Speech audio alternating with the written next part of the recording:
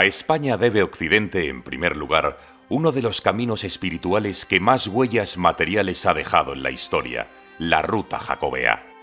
Hay quien afirma que los restos que reposan en la Catedral de Santiago son en realidad los del hereje Prisciliano, también decapitado y traído por sus discípulos desde Tréveris. En realidad, a efectos históricos, no tiene mucha importancia. Durante siglos, millones de personas peregrinaron a la tumba del apóstol Santiago, situada en los confines de Europa, y a su paso dejaron en todo el continente innumerables caminos. Carlomagno, que murió en el año 814, no pudo conocer la trascendencia del hallazgo del obispo Teodomiro, pero sus sucesores le adjudicaron el anuncio del prodigioso descubrimiento. En su sepulcro de la Catedral de Aquisgrán puede verse, grabada en oro, la aparición de Santiago al emperador para invitarle a visitar su tumba siguiendo un camino de estrellas.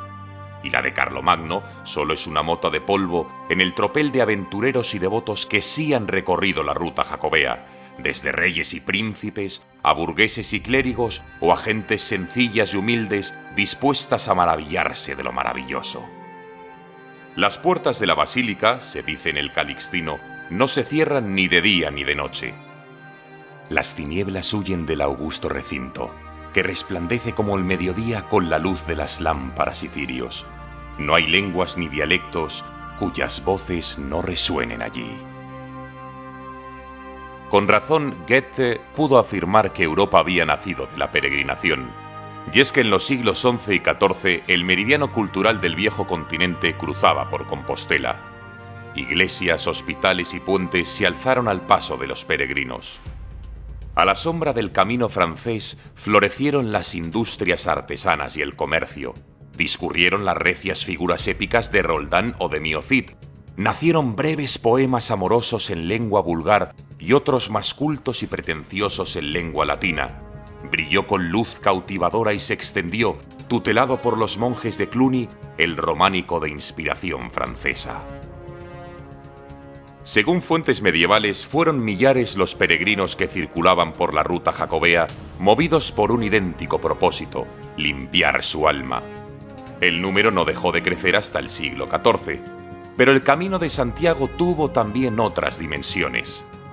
Calzada de la fe, la vida que surgió a su alrededor forjó la Europa urbana y favoreció el nacimiento de una burguesía enfrentada muy pronto a los nobles y eclesiásticos. Es una de las grandes paradojas de la historia, ya que el mundo de las emociones, de las creencias y de las supersticiones terminó alumbrando una economía basada en el dinero. Chaucer, el autor de los cuentos de Canterbury, nos ha dejado una imagen imborrable de este proceso al describir cómo los mercaderes de Bristol y Londres amasaban fortunas con la importación de vinos y la exportación de paños, al tiempo que utilizaban sus barcos para el transporte de peregrinos al Finisterre galaico. Con el comercio como motor, el latín como vehículo cultural y el cristianismo como pegamento emocional, la ruta jacobea hizo realidad un espacio común europeo. Si del otro lado de los Pirineos llegaron las creaciones artísticas de más pura inspiración francesa, las tierras de España supieron corresponder con la exportación de algunas de sus creaciones más personales. Muchos de los cantares de gesta, ciclo de Carlomagno y de Roldán, reproducen el ambiente exaltado de las peregrinaciones y las cruzadas peninsulares del siglo XII. Los motivos andalusíes se extendieron por las iglesias de Aquitania, Auvernia o Borgoña, y las ilustraciones mozárabes de los beatos, esos maravillosos códices miniados que durante 4 siglos copiaron los comentarios al Apocalipsis de San Juan, tomaron el camino de estrellas en sentido contrario, sirviendo de inspiración plástica para los escultores de los tímpanos, frisos y capiteles románicos de los monasterios del suroeste de Francia. Al mismo tiempo, Santiago de Compostela exportó el modelo más elaborado de iglesia de peregrinación, edificio muy amplio, apto para grandes muchedumbres, con naves longitudinales alargadas, deambulatorio y tribunas. Su antecedente directo había brotado en Francia. pero mejorado por Galicia volverían otra vez a suelo galo, donde dejó su firma en el mejor románico. Las primeras noticias del Camino de Santiago hablan de una vía por los abruptos pasos de montaña de Guipúzcoa, Vizcaya, Cantabria y Asturias, que evitaba los peligros de las aceifas islámicas de la Llanada Alavesa y el norte de Burgos. En este tiempo, siglo X, un geógrafo árabe describía de la siguiente manera a las gentes de Europa: carecen de sentido del humor, su carácter es grosero, sus modales bruscos, su entendimiento escaso y sus lenguas toscas. Todavía una centuria después, el sabio toledano Ibn Ahmad señalaba tranquilamente que los pueblos del norte no han cultivado las ciencias y parecen más bestias que hombres. Son palabras duras, y ciertamente reflejan el atraso cultural del occidente cristiano con respecto al oriente musulmán. Pero la Edad Media no fue una época inmóvil, y prueba de ello es que antes del siglo XIV, ese mundo descrito tan despectivamente había levantado templos de luz, revitalizado ciudades que hacían hombres libres y fundado universidades que iluminaban las mentes y difundían ideas renovadoras.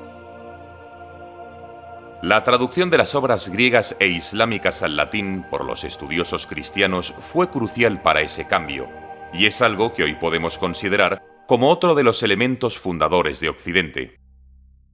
Sí, los europeos debemos mucho a la tenacidad de los traductores, calígrafos y copistas de los siglos XII y XIII, ya que su silencioso combate contra la lepra del olvido dio a conocer a Europa, además de la ciencia oriental, la ciencia clásica: Aristóteles, Arquímedes, Ptolomeo, Euclides, mucho antes de que se realizaran las primeras versiones directas del original griego.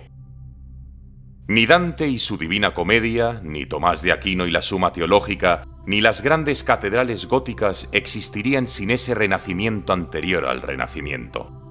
Tampoco habría surgido el filósofo del siglo XVII, Baruch Spinoza, heredero de la tradición judía, árabe y cristiana, que floreció en el siglo XII en España, sin cuya aportación no podrían explicarse los fundamentos del pensamiento europeo. Los primeros trasvases de textos se produjeron en Cataluña y en Sicilia, pero el corazón de la renovación occidental fue Toledo, gran crisol de culturas y puente por excelencia de los intercambios entre Oriente y Occidente, a través del cual el pensamiento clásico preservado en Al-Ándalus pudo saciar el ansia de saber de las primeras universidades europeas, alimentando a su vez los conflictos entre fe y razón, ciencia y religión, humanistas y guardianes de la ortodoxia. Los peregrinos que acudían a Toledo en busca de manuscritos apenas conocían el árabe y empleaban a eruditos hebreos y mozárabes que trasladaban los textos oralmente al romance para después verterlos al latín.